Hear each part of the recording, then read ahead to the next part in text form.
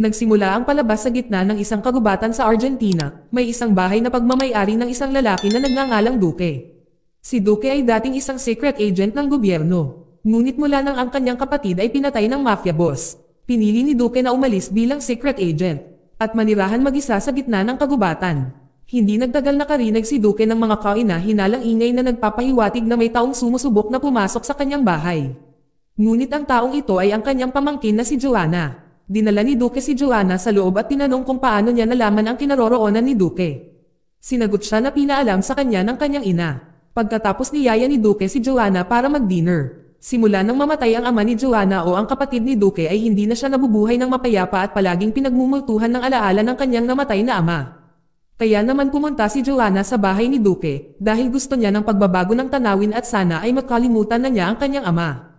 Kinaumagahan sina Joanna at Duque na naglalaro ng chess. Napakahusay ni Joanna at madaling natalo si Duque. Hindi nagtagal ay napansin ni Duque sa kanyang CCTV monitor na maraming tao ang dumating sa kanyang bahay. Tinanong ni Duque si Joanna kung niyaya niya ang kanyang mga kaibigan. Sumagot si Joanna ng hindi, kaya mabilis na kinuha ni Duque ang kanyang armas. Pagkatapos ay sinabihan ni Duque si Joanna na magtago sa basement room. Dahil haharapin ni Duque ang mga taong nanghihimasok, dito nagawa ni Duque na tapusin ang isa sa kanila. Pagkatapos ay hiniling niya kay Joanna na magtago sa basement. Gayunpaman si Duque ay inatake muli ng isa pang lalaki na humantong sa isang matinding labanan.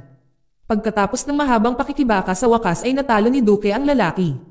Ngunit hinarap siya ng pinuno ng grupong umaatake sa kanya. Ito pala ang pinunong ito ay ang kanang kamay ng mafia boss na pumatay sa kapatid ni Duque. Ang pagpunta nila ay para kidnapin si Joanna sa utos ng mafia boss. Si Duque na ayaw sumuko ay sinubukang labanan ang lalaki na humahantong sa isa pang tunggalian. Sa huli ay nagawa ni Duque na talunin ang lalaki at mabilis na inilayo si Joanna mula doon.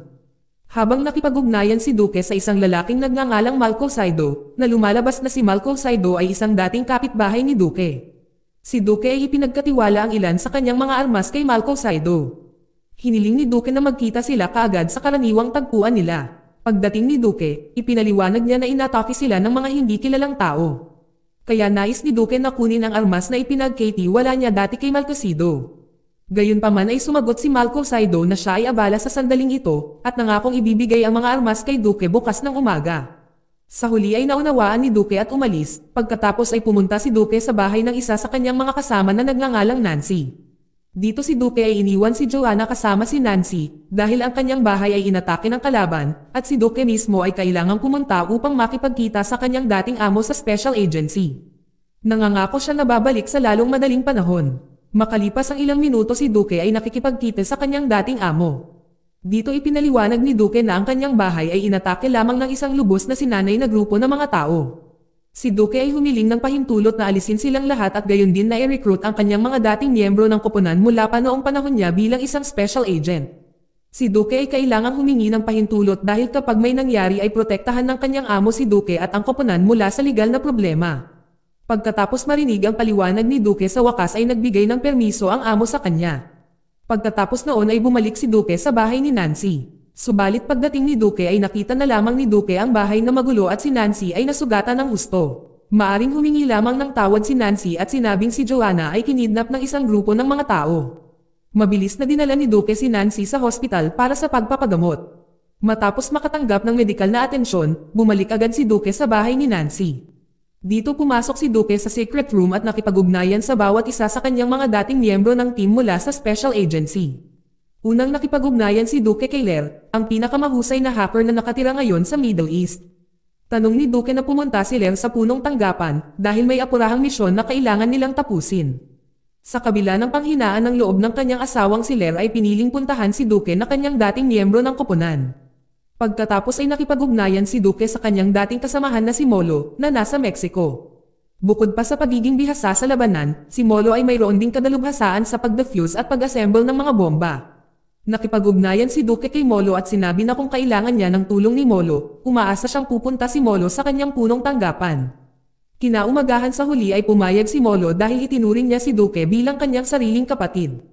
Pagkatapos na makipag-ugnayan si Duque sa kanyang huling teammate na nagngangalang Sofia. Si Sofia ay hindi isang ordinaryong babae dahil siya ay bihasa sa martial arts. Si Sofia ay dati ring kasintahan ni Duque nang sila ay nasa parehong koponan. Agad na pinakiusapan ni Duque si Sofia na pumunta sa headquarters kinaumagahan dahil kailangan niya ang tulong nito. Samantala si Joanna na banihag ng mafia, dito sinabi ng mafia boss na hindi niya sasaktan si Joanna hanggat si Duque ay sumunod sa kanyang utos. Subalit kung tumanggi si Duque na sumunod ay tiyak na makakasama ni Joanna ang kanyang ama sa kabilang buhay. Ilang sandali lamang nakipag-ugnayan ang boss ng mafia kay Duque na kasalukuyang nasa hospital kasama si Malcolm Saido. Dito hiniling ng mafia boss kay Duque na kunin si Olympia na isang nuclear expert. Dahil ang mafia boss ay aasa kay Olympia para sa kanyang mga personal na interes. Ang mafia boss ay nagpadala na ng mga detalyadong file kung saan mahahanap ni Duque si Olympia. Kung tumanggi o magtatraidor si Duque sa kanya, ay tiyak na hindi na makikita ni Duque si Joanna. Kinabukasan ang tatlong dating teammates ni Duque mula sa special team ay dumating na. Mainit na sinalubong sila ni Duque kasama na si Sofia na dati niyang nobya pagkatapos ay agad silang kinuha ni Duque para lumipad sa lokasyon kung saan mahahanap nila si Olympia. Sa paglalakbay ipinaliwanag ni Duque sa kanyang tatlong kasamahan sa koponan na si Joanna na kanyang pamangkin ay dinukot ng mafia boss na pumatay sa biological na kapatid ni Duque. Ang mafia boss ay humiling kay Duque na kunin si Olympia na isang nuclear scientist at kung tumanggi si Duque sa mafia boss, sasaktan nila si Joanna. Kaya naman humingi si Duque ng tulong sa tatlo niyang teammates. Dahil naniniwala siya na kung sila ay magsasama kakayanin nila ang lahat ng ito. Ayaw ni Duque na ibigay si Olympia sa mafia boss. Gusto lang niyang matrap ang mafia boss. Pagkatapos noon sandaling tinanong ni Duque si Sofia ang dati niyang kasintahan kung kasal na ba siya ngayon. Sumagot lang si Sofia na hindi na kailangang malaman ni Duque dahil hindi niya ito problema. Dumating na si Duque at ang kanyang team malapit sa factory ni Olympia. Bago simulan ang kanilang misyon nag-strategize muna si Duque sa kanyang team. Pagkatapos ng mahabang talakayan ay magbabalat kayo sina Duque at Sofia bilang mga empleyado at papasok sa pabrika para kidnapin si Olympia. Habang si Molo naman ay sisiguraduhin ang sitwasyon sa labas at si Ler at Malcosido ay nakastandby sa kotse habang hinahak ang CCTV.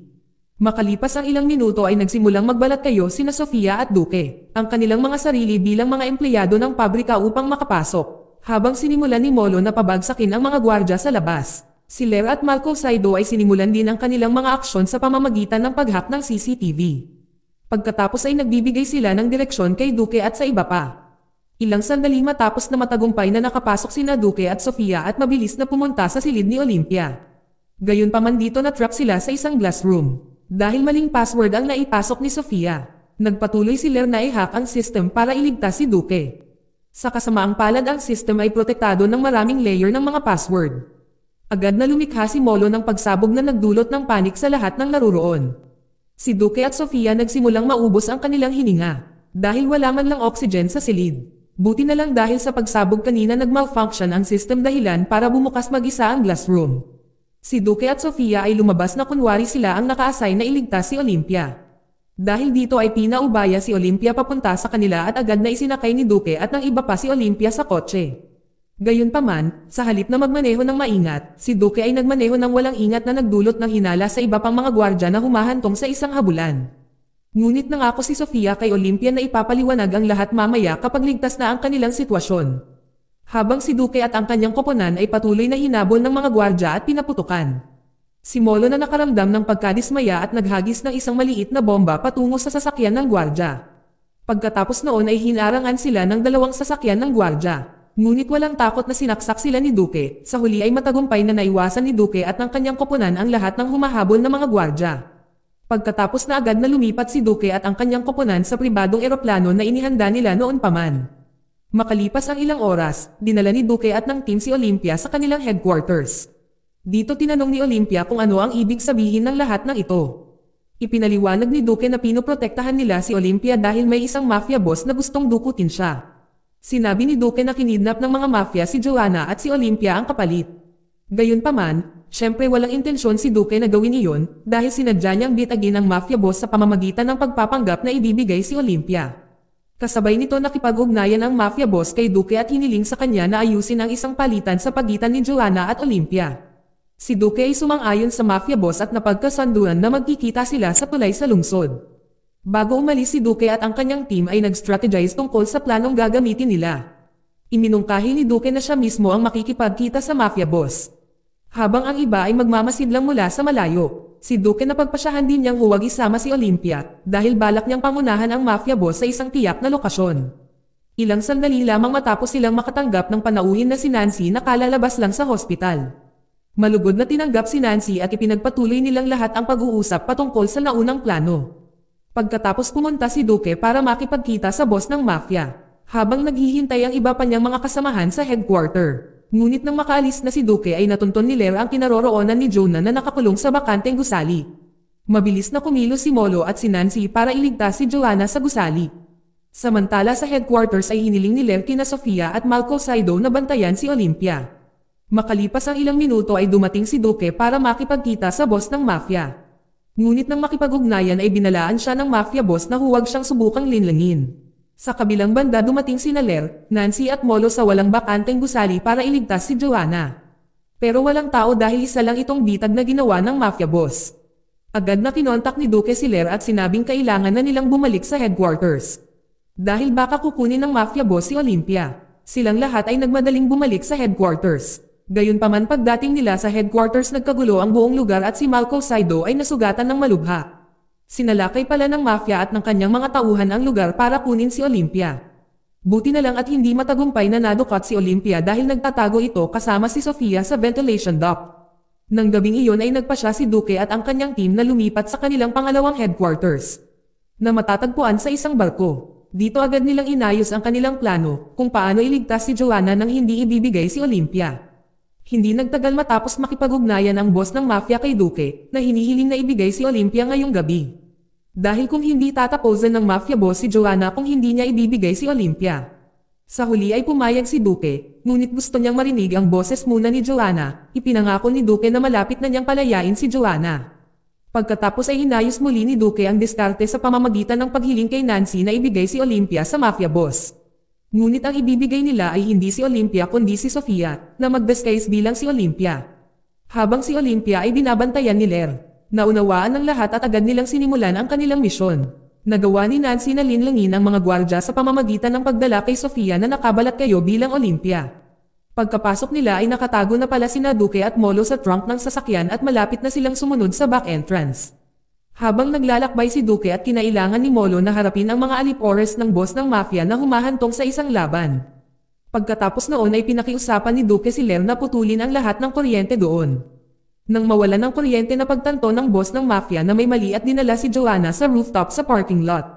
Sa parking lot, naghintay kasama si Ler at si Olympia. Gayunpaman ay lumapit ang kanang kamay ng boss ng mafia at nagkaroon ng pisikal na alitan. Si Ler ay nahimatay sa laban at kinuha ng kanang kamay ng mafia boss si Olympia upang dalhin sa kanilang boss. Sa rooftop ang mafia boss ay nilayo na tumakas gamit ang isang helicopter. Gayunpaman si Nancy at Sofia ay nakabalat kayo pa rin ay dumating. Ang mafia boss ay hindi tanga at alam na ang dinala ni Nancy ay hindi ang tunay na Olympia at humantong sa isang laban sa pagitan ng mafia boss at Sofia. Parehong nakatutok ang kanilang baril sa isa't isa. Dumating ang kanang kamay ng mafia boss habang hawak-hawak si Olympia na hostage. Kalaunan ay kinailangan ni Nancy at Sofia na ibaba ang kanilang mga baril para maiwasang mabaril sina Joanna at Olympia.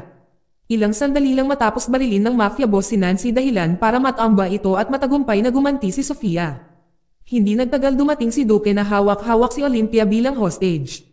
Nagbabantang papatayin siya kung hindi pa kakawalan ng mafia boss si Joanna. Mabilis na binaril ni Duque ang mafia boss at bilang isang paraan na rin ng paghihiganti para sa pagkamatay ng kanyang kapatid. Ngunit isang bagong problema ang lumitaw dahil si Joanna ay nakabitin sa gusali dahil siya ay nadulas. Sinubukan ni Duque na iligtas si Joanna at sa huli ay nagtagumpay si Duque na iligtas si Joanna. Makalipas ang ilang araw ay nagdiwang si Duque at ang kanyang koponan para sa kanilang tagumpay sa misyon. Sa ilang sandali matapos makipag-ugnayan si Duque sa kanyang dating amo upang imbitahan si Duque at ang kanyang koponan pabalik sa kanilang team. Si Duque at ang kanyang koponan ay handa nang bumalik sa trabaho. Dito nagtatapos ang palabas. Salamat sa panonood kaibigan.